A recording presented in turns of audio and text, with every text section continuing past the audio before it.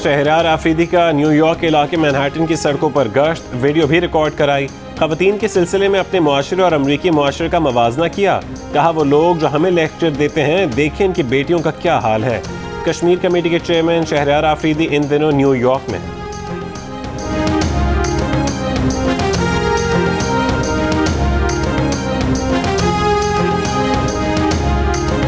वफाकी वज़रा ने एक बार फिर चीफ इलेक्शन कमिश्नर को निशाने पर ले लिया। फवाद चौधरी ने कहा कि इलेक्शन कमिश्नर सदर मुमलिकत की मीटिंग में नहीं आए।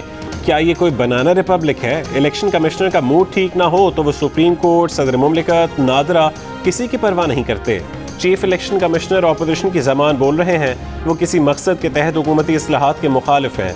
वफाकी वज़ीर इत्तलात और नशरियात का कहना था कि इलेक्ट्रॉनिक वोटिंग मशीन के खिलाफ बाकायदा मुहिम चलाई जा रही है। इलेक्शन कमीशन के 2 अरकान आएँ और फैसले का जायज़ा लें। शिबली फराज ने कहा कि वो इलेक्शन कमीशन को आगाह करना चाहते हैं कि ये मनसूबा 2028 तक नहीं जाएगा। ऐसा नहीं होगा कि सिर्फ एक इलेक्शन कमिश्नर की ख्वाहिश पर मुल्क की तरक्की को ही छोड़ दिया जाए। इलेक्शन इस्लाहात का बिल पार्लियामेंट के मुश्तरका इजलास से मंजूर करवाएंगे।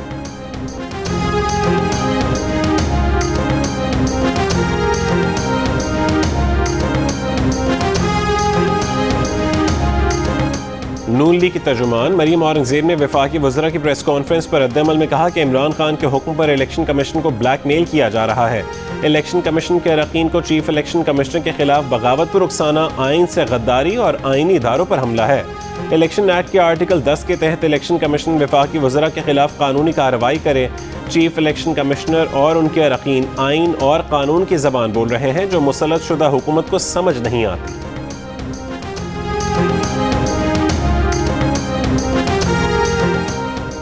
पीपल्स पार्टी के सेनेटर मुस्तफ़ा नवाज खोकर ने कहा कि इलेक्शन कमीशन के नोटिस के बाद वफाकी वज़रा आपे से बाहर हो गए हैं। हुकूमत आइंदा आम इंतखाबात में धांधली के लिए इलेक्शन कमीशन की साख खराब कर रही है। इलेक्ट्रॉनिक वोटिंग मशीन का मंसूबा असल में आइंदा आम इंतखाबात चोरी करने की साजिश है। हुकूमत चीफ इलेक्शन कमिश्नर पर इल्ज़ामात की बौछार कर रही है। अपोजिशन की तमाम जमातों, वकला, सहाफ़ियों और दीगर तबकात को इलेक्शन कमीशन के साथ खड़ा होना चाहिए।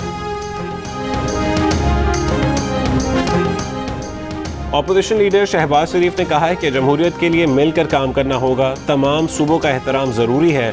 बलोचिस्तान की महरूमियाँ दूर करने के लिए अवाम तक वसाइल पहुँचाने होंगे। कराची में सरदार अख्तर मैंगल से उनके वालिद के इंतकाल पर ताज़ियत के बाद गुफ्तगू। दौरे कराची में पार्टी रहनुमाओं ने शहबाज शरीफ से मुलाकात भी की। सिंध की सियासी सूरत हाल पर गुफ्तगू हुई।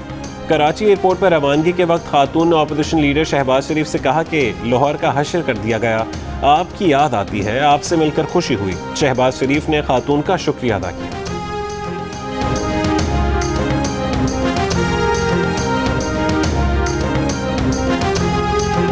लाहौर का हशर कर दिया, हमारा कचरा देख देख के इतना दिल खराब होता है ना कि आप याद आते हैं। आप याद आते हैं जब तक आप थे ना मीडिया में नजर आपको पता ही नहीं मजाक आपका कहाँ है। अपोजिशन और चीफ इलेक्शन कमिश्नर एक ही ज़ुबान बोल रहे हैं। पाकिस्तान के अंदर जो अपोजिशन है वो एक बिल्कुल समझिए कि इंतहाई नालायक बच्चों पे मुश्तमिल है, जिन्होंने अपनी क्लास में कभी ज़िंदगी में कभी कोई काम नहीं किया था और उसके बाद मोहतमम से मिल के एग्ज़ाम पास करने की कोशिश कर रहे हैं।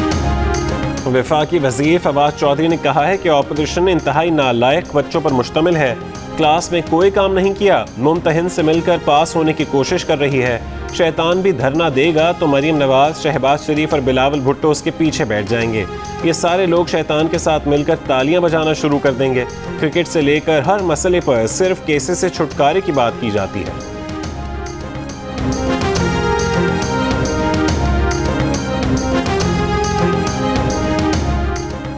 पीडीएम के सरबराह मौलाना फजल रहमान ने कहा है कि पीपल्स पार्टी पीडीएम के बारे में ऐसा रवैया रखे जिससे हुकूमत को फ़ायदा ना हो।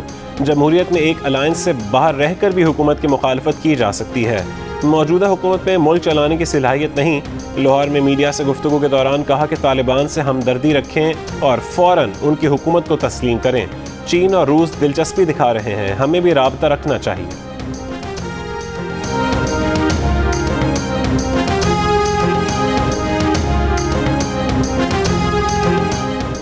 पंजाब में डेंगू वायरस के केसेस में तेज़ी से इजाफा। रवां साल डेंगू से 2 मरीज जाँ बहक हुए।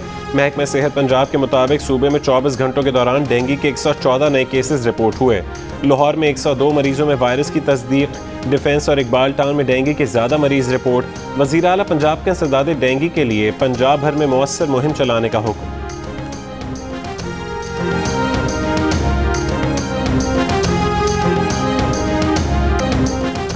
साबिक़ खतीब लाल मस्जिद मौलाना अब्दुल अजीज़ के खिलाफ मजीद 2 मुकदमात की तफसील सामने आ गई। मौलाना अब्दुल अजीज़ पर सेक्टर G732 की मस्जिद अल-फलाह पर कब्जे की कोशिश और खतीब और चेयरमैन इंतज़ामिया को जान से मारने की धमकियां देने का इल्ज़ाम है। भावलपुर में खेत में बकरी दाखिल होने पर फायरिंग करके 6 साल की बच्ची को कत्ल करने वाला मुलजिम जमींदार गिरफ्तार। न्यूजीलैंड के चंद खिलाड़ियों को दौरे पाकिस्तान से पहले कुछ धमकियां आमेज पैगामात मिले। जायजे के बाद सिक्योरिटी हुकाम ने उन धमकियों को गैर मुसद्दक़ा या फिर जाली करार दिया। न्यूजीलैंड क्रिकेट के चीफ एग्जीक्यूटिव डेविड वाइट का इंकशाफ, एतराफ़ किया कि उन्हें मुकम्मल इत्मीनान था और सब अच्छा था, इसीलिए टीम पाकिस्तान भेजी थी। सब कुछ जुमे के रोज़ बदला, थ्रेट लेवल बढ़ा, एडवाइजरी तब्दील हुई। हुकूमत से मखसूस और मुसद्दक़ा थ्रेट लेवल की एडवाइजरी मिलने पर दौरा ख़त्म करने के अलावा ऑप्शन नहीं था। न्यूजीलैंड प्लेयर्स एसोसिएशन के चीफ एग्जीक्यूटिव हेथ मिल्स ने भी तस्दीक की है कि खिलाड़ियों को मिलने वाली धमकियां गैर मुसद्दक़ा थीं। ताहम जुमे को जिम्मेदार ज़राए से मिलने वाली मुसद्दक़ा मालूमात की बुनियाद पर दौरा मनसूख करने का फैसला किया।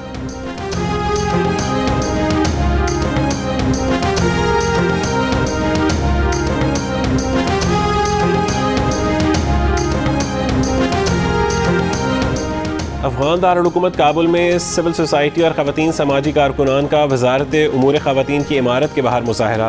ख़वातीन को तालीम और काम करने का हक़ देने का मुतालबा। बच्चों और शहरियों की मौजूदगी की इत्तला के बावजूद काबुल पर अमरीकी ड्रोन हमला क्यों ना रोका गया? अमरीकी मीडिया का कहना है कि चंद लम्हों पहले CIA ने खबरदार कर दिया था।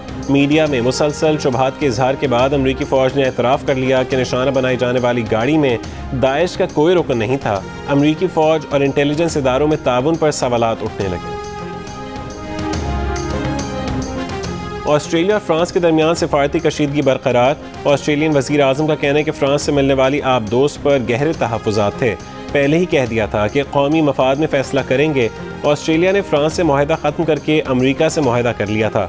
इस बात पर फ्रांस ने अमरीका और ऑस्ट्रेलिया से सफ़ीर वापस बुला लिए थे। उधर यूरोपीय यूनियन भी अमरीका, बरतानिया और ऑस्ट्रेलिया के इत्तेहाद पर नाराज़। यूनियन के वज़ीर ख़ारजा ने कहा कि फ्रांस को मुआशी नुकसान पहुँचाने की कोशिश की गई है।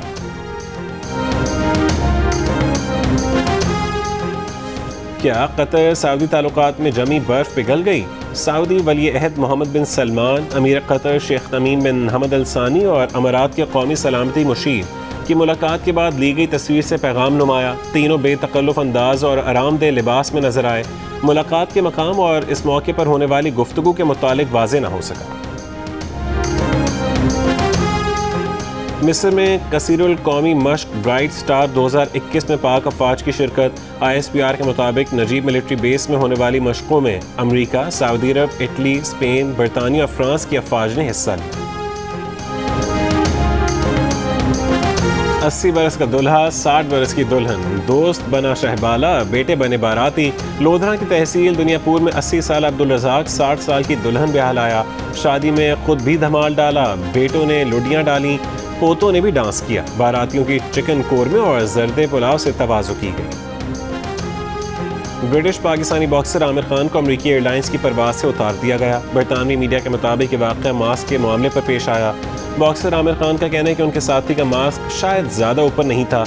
उन्होंने कोई गलत काम नहीं किया। अमरीकी फ़ज़ाई कंपनी का मौक़िफ़ है कि न्यू जर्सी में 2 मुसाफिरों ने सामान रखने, सेल फ़ोन एयरप्लेन मोड में रखने और चेहरा ढांपने की दरख्वास्तों पर अमल करने से इनकार किया, जिस पर कार्रवाई की गई। पुलिस ने मदाखलत नहीं की। आमिर खान और उनके साथी पर किसी किस्म की पाबंदी नहीं लगाई गई।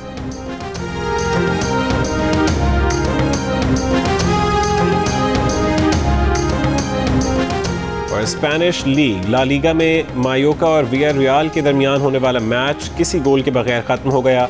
रियल सोसिएडाड और सेविया का मैच भी बराबरी पर ख़त्म हुआ। तीसरे मैच में रियल बेटिस ने स्पेनियोल को 1 के मुकाबले में 2 गोल से शिकस्त दी थी। ला लीगा के मैचेस जियो सुपर से बराह रास्त नशर किए जा रहे हैं।